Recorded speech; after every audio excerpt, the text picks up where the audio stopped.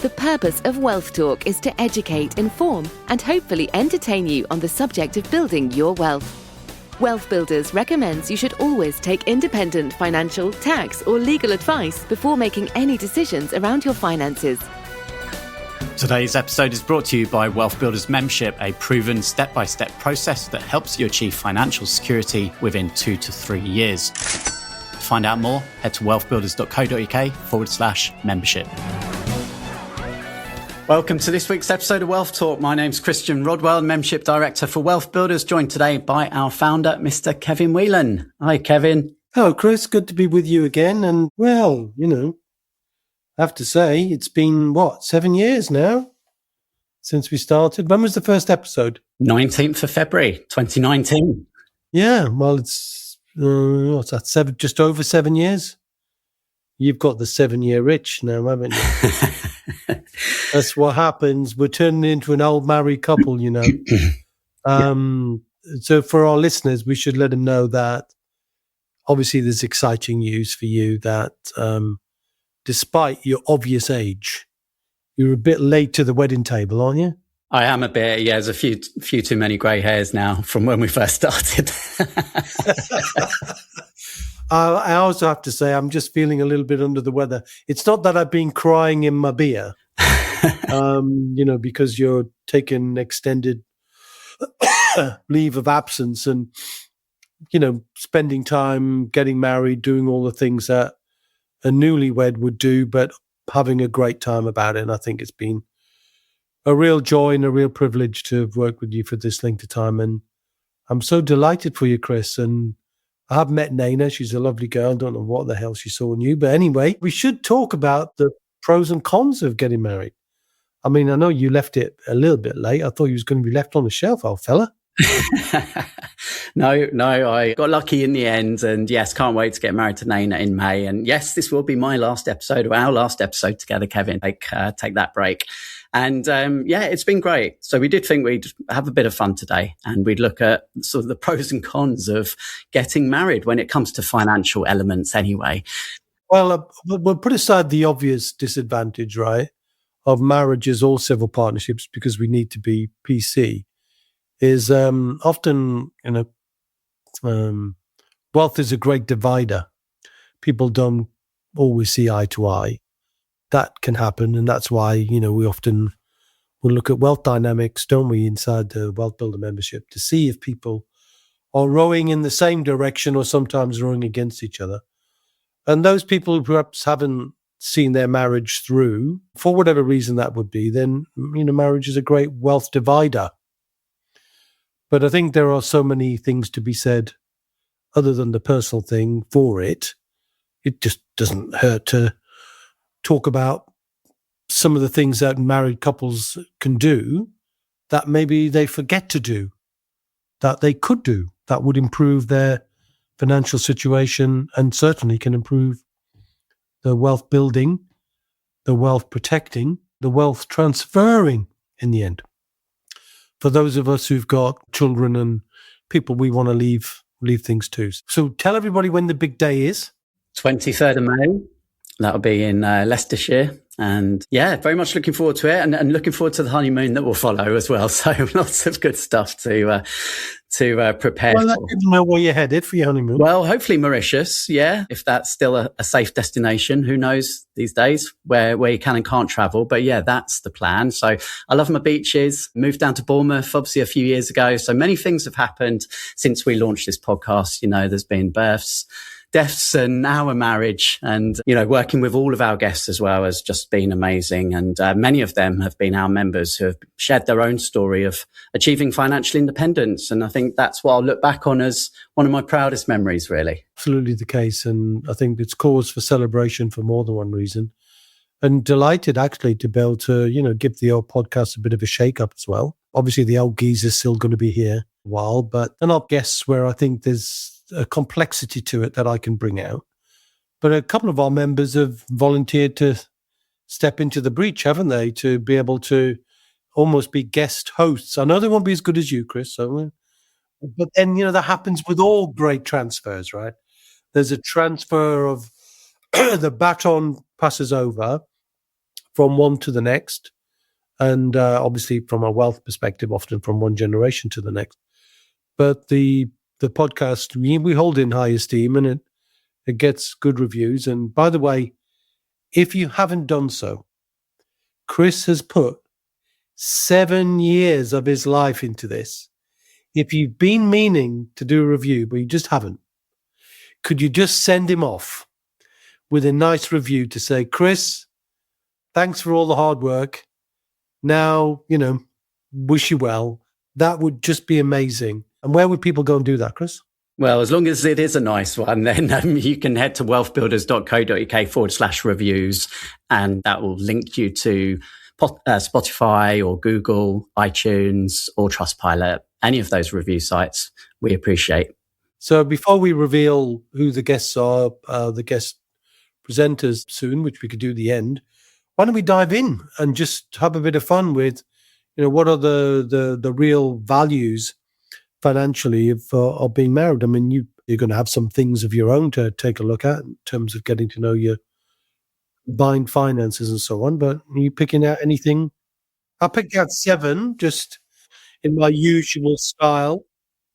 The 7 reasons why being married can make an incredible difference to your life and your wealth financially. So I think we have to probably start with the big one, which we've been talking a lot about recently as we've been building out the Family Wealth Fortress program, and that's inheritance tax. And I think one of the biggest advantages when we get married is the transfer between spouses. Yeah, it's an interesting one, that one. Obviously, it's the sad implication of that is people have moved on, people have died. But I do take your point that inheritance tax is transferable, or the inheritance tax allowances are transferable. So we've got 325,000 each person, and if you don't use it, it passes on to your spouse. And then there's the additional allowance for those of us who've got houses and kids. You don't have kids, you don't have the allowance. And we talked about that before, didn't we? We think it's a bit unfair. You can leave houses to their nieces and nephews or anybody else, but they don't get the allowance. It's not right. But let's not get on a soapbox today. 75,000 residents nil rate band. So if you add the two together, 325, 175 is 500, 2 times 500 for a married couple or in civil partnership is £1 million. So we know that £1 million is a sort of a benchmark. And for those people who are over £1 million, we know Family Wealth Fortress can serve them, because inheritance tax is something you have to plan to avoid. It isn't something that you can't just assume everything's going to be okay. You can't, because if you're in £1 million, you're going to be paying it, or at least your family are. So that transfer of the nil rate band and the residence nil rate is a very powerful benefit. And there's another inheritance tax link as well, Chris, in case you don't know, called BPR, which is business protection relief. So, again, there are many of our members and clients are business owners, aren't they? Established business owners, property business owners. But for the trading business owners, not for property business owners. So anybody who's got a business that's trading and it's generating revenue, generating profits, or generating a value, then if they don't sell it, but they transfer it on to the next generation, then there's an allowance. And that previously was only allowance for the business, but now it's actually allowance can be claimed by a couple. So it's basically it's 2.5 million. So if you got 2.5 million times 2 is £5 million. It's a decent benefit, which can be passed on to a spouse. And I think that was one of the very few good things that I've seen coming out of being married. It's funny because when we started doing the Fortress reviews, our shortened version of Family Wealth Fortress. And the first thing we ask people to do is an inheritance tax calculator. Maybe you could put a link to that. Chris, anyway, got to make you work for your last one. So put the link in, and if you think you're over £1 million, just go ahead and do that, and it'll crystallize where you are. But when we see it, and we see they're not married, because the first question we have, are you married or have you been widowed? It's another point, because if you've been married and you died, your wife carries the allowance. If she's died, you carry the allowance. So there's a transfer on to the next. And we often see people who they've said then they're not married, maybe partners, maybe living together, maybe being divorced. And first thing we say to them is, have you thought about getting married? And how romantic is that? A romance decision to save the tax and not have any sort of down on one knee stuff and all that jazz. But joking aside, I think it's a valuable benefit that can protect the wealth for the next generation or the next level of recipients, whoever that is. I was watching a summary of history of London in 20 minutes online. Maybe I'll find it and get somebody else to post it, because it's really, really good. And you just realize that if you take the history of London and you divide it into 20 minutes, everybody's a blip. Henry VIII is a blip.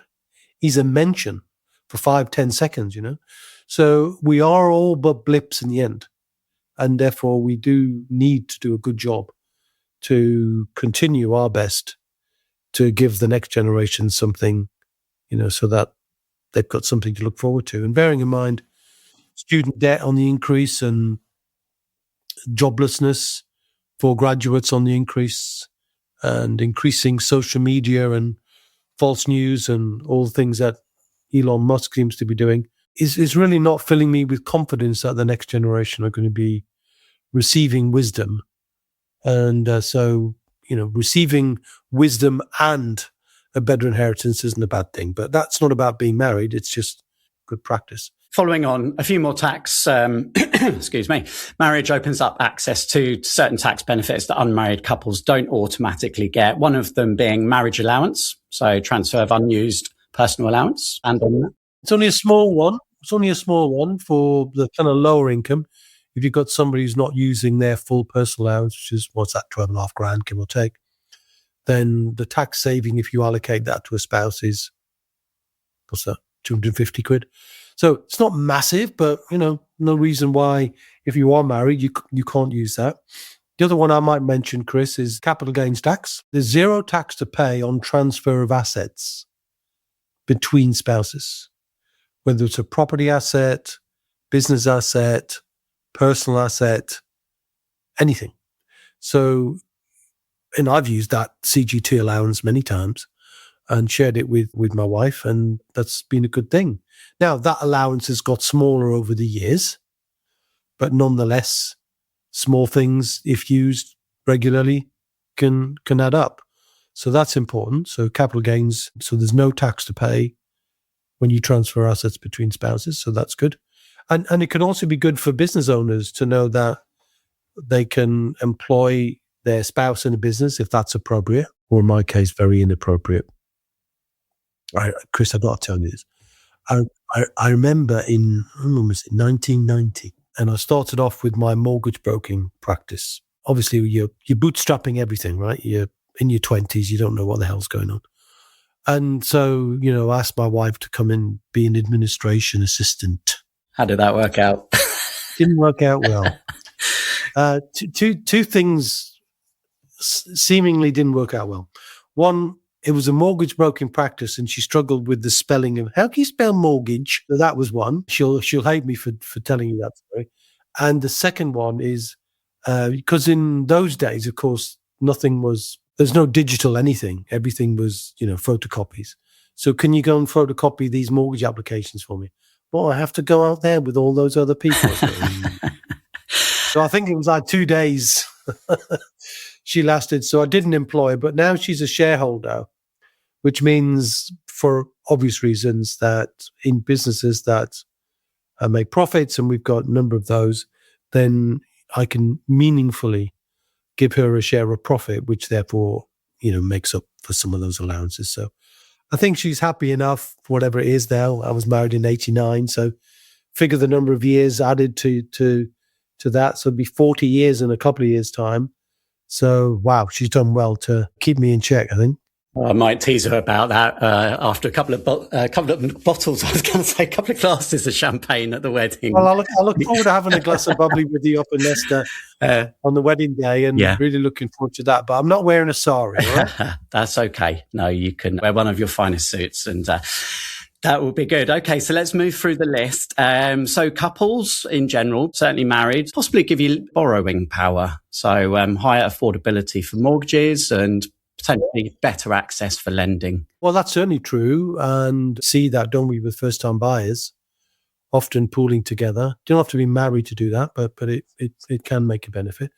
One thing where I think it is critical, and I've got a sad story on that one, is for those people who've got final salary pensions. So typically the blue lights, the doctors, the dentists, the firemen, or firefighters as they're called. According to my daughter's husband, who's a firefighter, do you believe he's called Fireman Sam? He genuinely is. Anyway, so where there's a spouse pension, if you don't have a spouse, the pension is not transferable.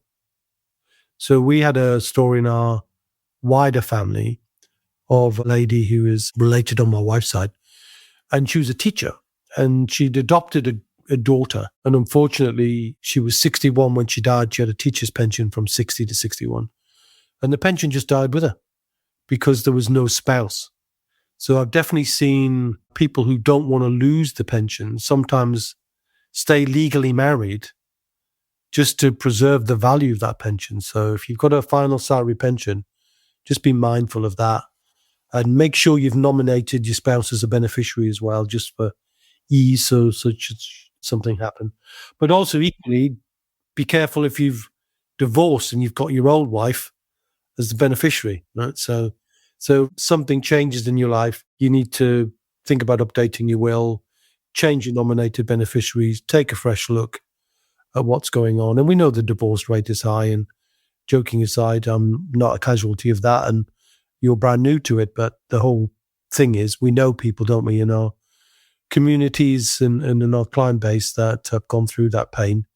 And of course, some people would argue that's the downside of being married, isn't it? Because the pain of divorce can be a wealth degenerator, not a wealth generator. Okay, so you mentioned one of the downsides, probably the biggest one is the divorce risk. But were there any other advantages that you had on your list of 7, Kevin? Well, we had income tax, corporation tax, capital gains tax, IHT, BPR for the business owners, spouse's pension, and higher borrowing capabilities. So it touches all 7.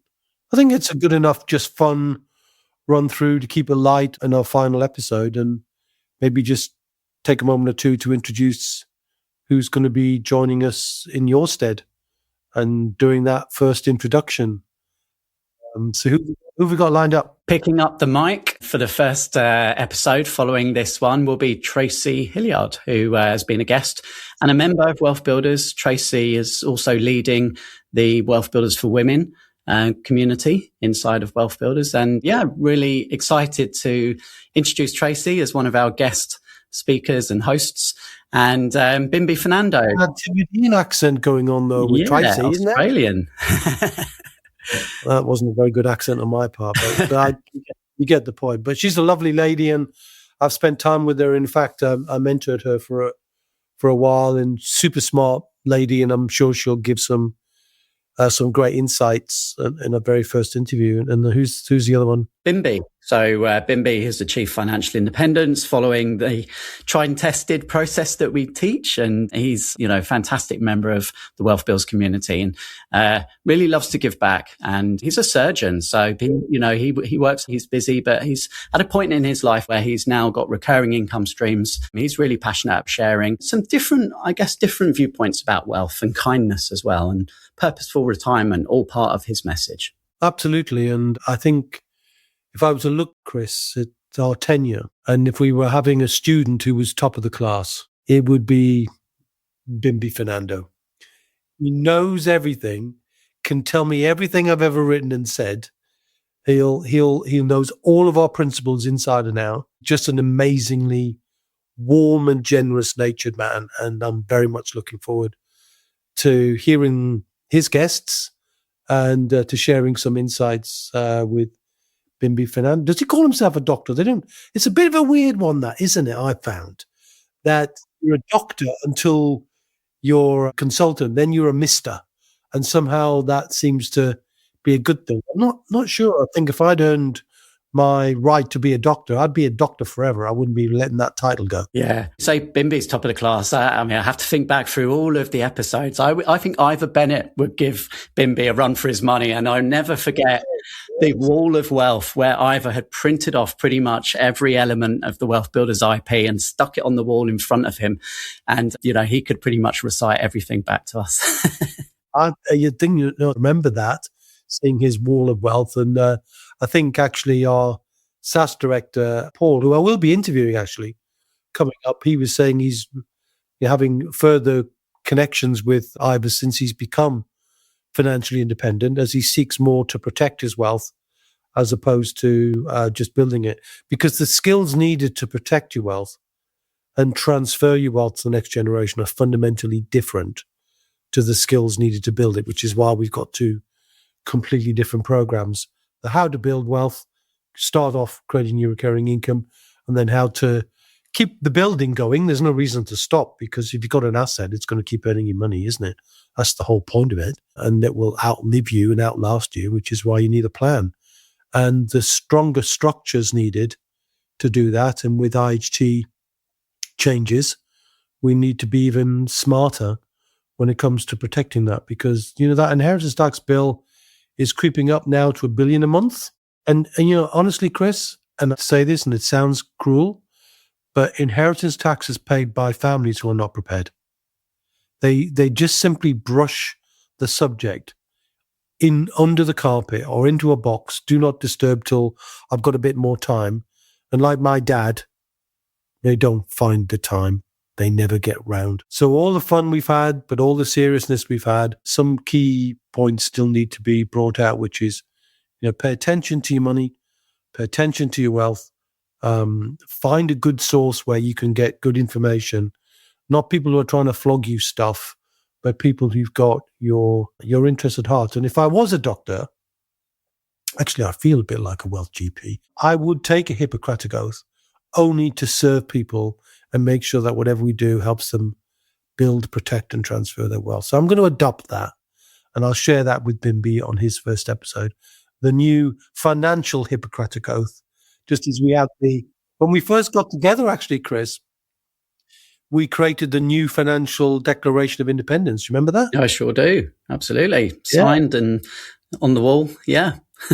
Well, I tell you what to do. Why don't you circle back to that? Put it in the show notes and give new listeners a chance to sign their own declaration to commit to becoming financially independent, not just for themselves, but for the next generation who are going to need it. And as we pass the baton on to new people, Chris, I want to take a moment just to say how thrilled and delighted I've been to be working with you over these years. And while it's not the end of our relationship, it's the end of our podcast relationship. And I'll probably have a tear in my eye do the first podcast without you. I'm sure that'll be the case. Yes. Well, and likewise, it's been an absolutely pleasure and honor to have spent the last 7 years hosting this alongside you, Kevin. And so much of your wisdom has rubbed off on me and will remain with me forever. I've no doubt about that. So thank you to all of our listeners as well. Thanks for listening, tuning in every week and giving us such wonderful feedback over the years. Really means a lot. And I'll be tuning in and enjoying many episodes to come, I'm sure. Well, you can't sign off in your usual way. Well, because you can't say until this time next week we'll be back the same place, same time. I hadn't thought because you won't be. So what I'm going to say is, until I see you on your wedding day, see ya. We hope you enjoyed today's episode. Don't forget that we are constantly updating our resources inside the Wealth Builders membership site to help you create, build, and protect your wealth. Head over to wealthbuilders.co.uk/membership right now for free access. That's wealthbuilders.co.uk/membership.